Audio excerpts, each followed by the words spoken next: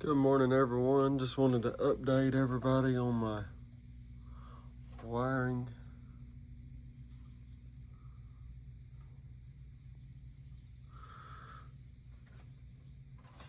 Transmission temp gauge, starter wire, alternator, ground, distributor, wideband sensor, MSD box, power wire, all back over here.